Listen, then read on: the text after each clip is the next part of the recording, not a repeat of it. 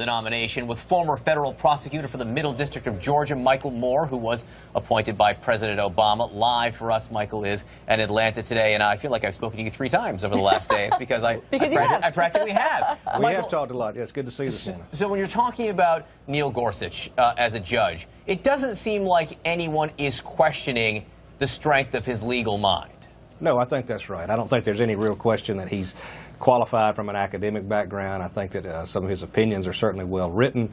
So I don't know that we're in a situation where anybody tests his actual qualifications. I think this really boils down maybe to more politics and more some ideological moves based on decisions that he's written. For instance, the Hobby Lobby case.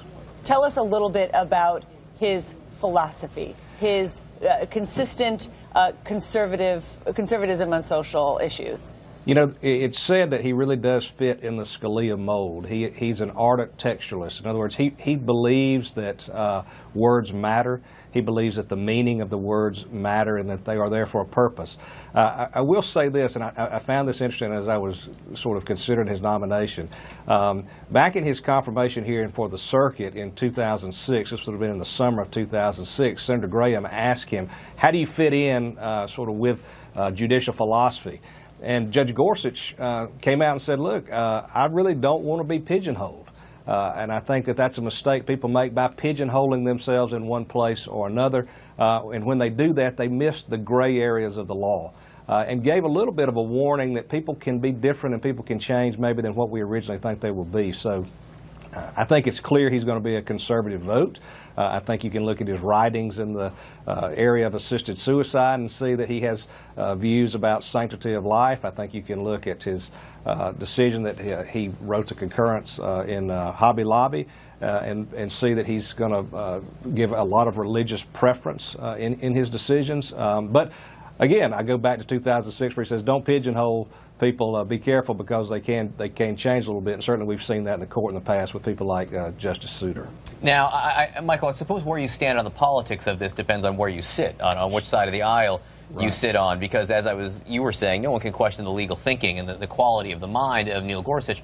I think probably the same could be said for Merrick Garland, who was nominated by then President Obama nearly a year ago, and for whom Senate Republicans would not even hold a hearing. So there really could be a political battle here. You know, it depends if Democrats take the philosophy 2 wrongs don't make a right, or if they take the philosophy what goes around comes around.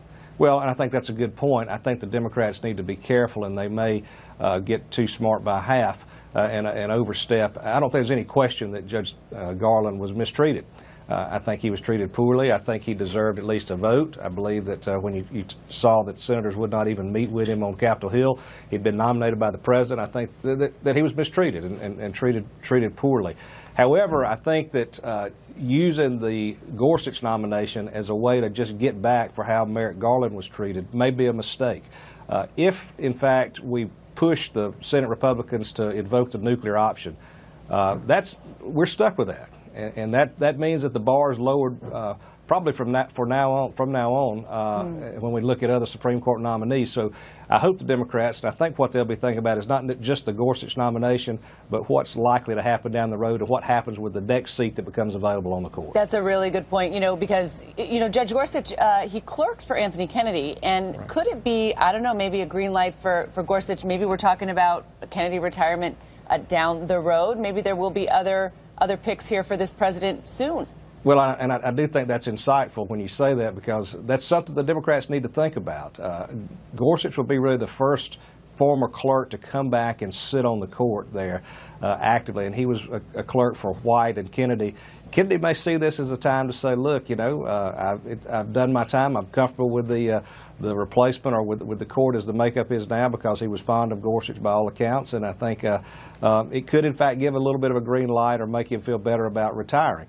That's obviously going to be that seat or a second seat that really does have the chance to change the face of the court.